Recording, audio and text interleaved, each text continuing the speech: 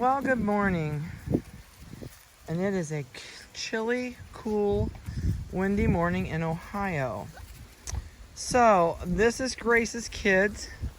And sorry I didn't get one on earlier in the week, but with new babies, that took us pretty much all day on Monday and Tuesday to get everything done.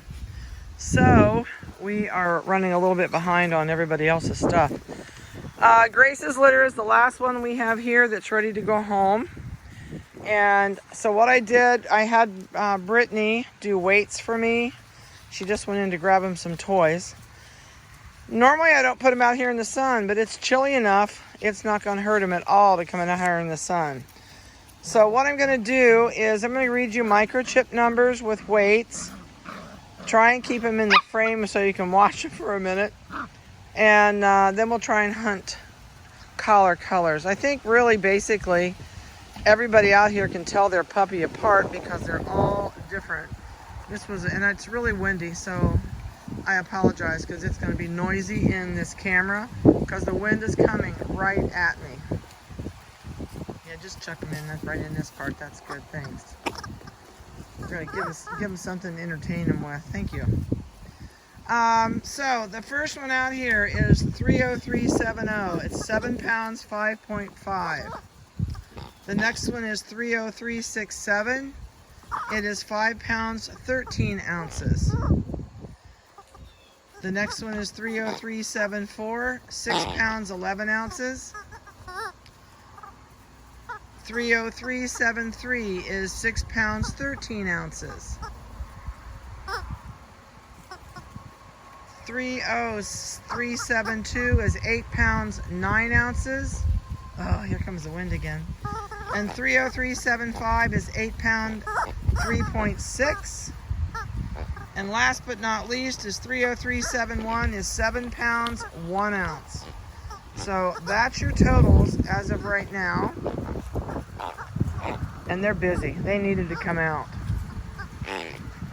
It's really chilly enough that unless this wind cuts down and it gets a little warmer, I'm going to leave them in the sun so they can lay on the bed in the sun, and they've got enough hair on them it's not going to bother them, but I'm freezing and I even put a sweatshirt on. So everybody out here, I think it's the black and white party that is the biggest out here. I did not have her write down colors and what the puppy was. We just did chip numbers. I figured by this point you guys know pretty much her chip number. The two chocolates are the only two, and the two merles that might be a little harder to tell apart when they're out here playing. This is the neon green collared puppy right there that just kind of jumped and flopped off the bed. Lost its toy. I think somebody else grabbed it. I don't know. And the other chocolate is purple collar, maybe. It's right there. I can't see the collar color. Their hair's so long I can't see the color. Yeah, it's purple. That's the purple puppy with the blue toy. And the merles are pretty easy. This one over here with the string toy, if I can get a collar color. Oh, turquoise. So that's the turquoise collar. And the other merle is up here playing with the crew in the corner. And that's neon orange, maybe. I got a glimpse of it. Or red. Maybe red. I can't tell. It's either red or orange. And of course you can tell the party color chocolate merle. Oh, it's windy and it's cold. I need gloves on. Everybody laughs at me around here because I'm so cold-blooded. I hate the heat. I hate the cold. I'm like about a 65 to 70 degree person. That's where I wanted to stay. And Ohio is not going to give me that. Oh, there goes the black and white one, just jumped over top of everybody. This will be really great for them. They're going to play for hard for about 45 minutes. Then we'll see them slow down, and then they'll start laying around. Somebody's going to steal that toy. Nope, he made it with nobody stealing it. Oh, we're going to have a squabble. She says, what are you doing? Oh, it's an attack mode.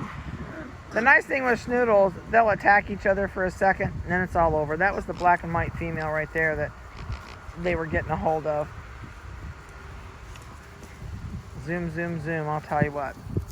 This is the best thing. This is actually 3 puppy pins hooked together. I could have probably made it a little bit smaller to make it a little bit easier to see them all the time. What are you doing, sweetie? Nope, she says I'm gone. But this gives them a really nice big place to run. They can run off this energy, and I don't have to worry about where that was a good roll. I don't have to worry about where they're at or what they're doing. I know where they're at out here. It makes it much nicer for me. And it makes it great for them. The only bad thing is they kill my grass. So today after they play here, we're gonna move them. But I gotta mow today anyway. We started mowing last night and we didn't get over here, so the grass is a little bit tall for them in here. What are you doing? He says, I'm listening to you, but where's your face? You have to look up, buddy. Well, these guys are ready to go home. Everything's been done to them, and they're current on their shots. I'm not sure. I'll have to look. I know I have a client that's asking me next shot date, and I'll take a look. If your puppy can have the shot before it leaves here, yes, by all means, we will give it to them. If it's not really ready to have it yet, even if it's like 3 days, I don't usually give it to them. I let the vet do it when it's on the time. It's 21 to 28 days in between shots. So a couple things.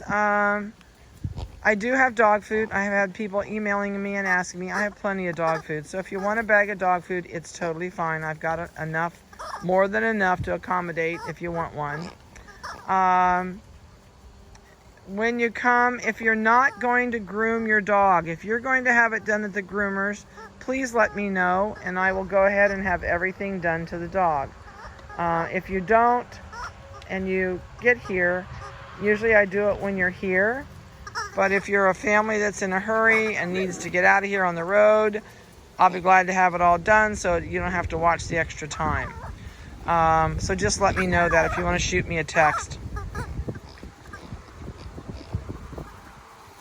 Oh, crash. That was a head-on. That one's rubbing her face. She's crawling under the bed. He or she, I shouldn't say she. We do that all the time, so don't panic. We always call them he's or she's all the time. But anyway, they crashed. And the puppy under the bed got the worst of it. Smacked its nose and it went under to hide and recuperate. I think that's the littler Merle with the turquoise collar that had the crash.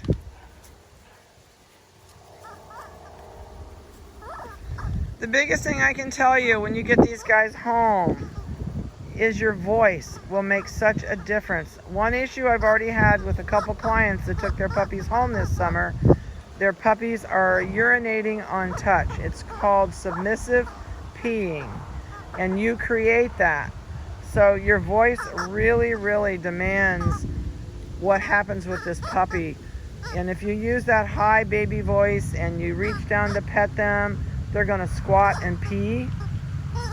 So please, please, your voice really does make a huge difference how your dog ends up in your life with your family.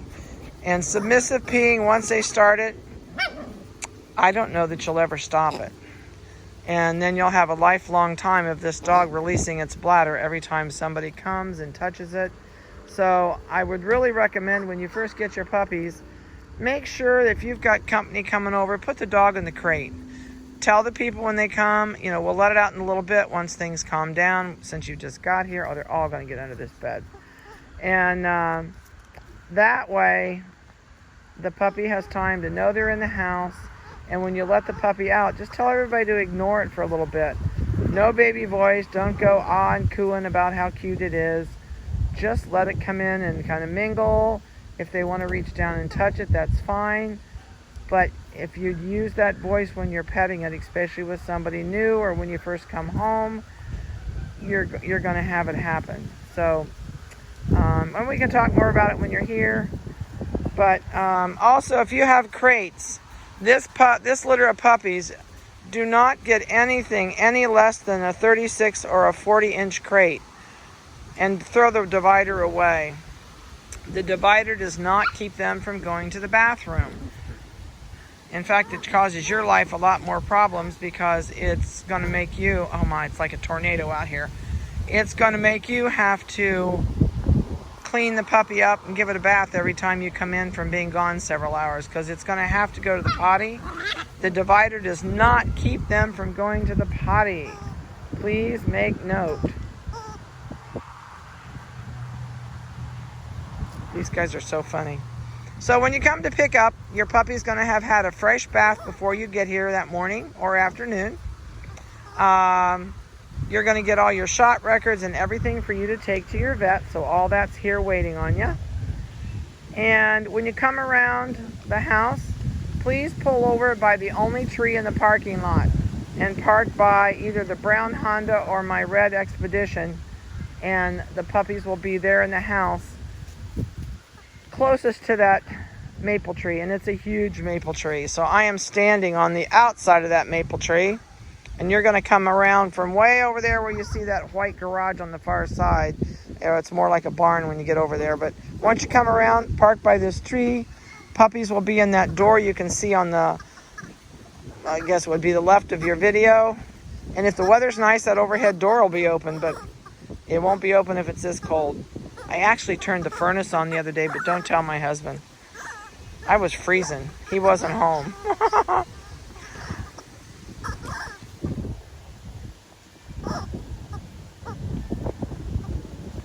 Oh my. Well, I'm going to get out of here. My hands are freezing.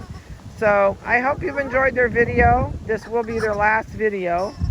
And they're doing great. Believe me, spay-neuter did not slow them down whatsoever. And they are really raring to go. So we'll see all of you pretty soon, I think. Next week, I think it is. Most of you will be here.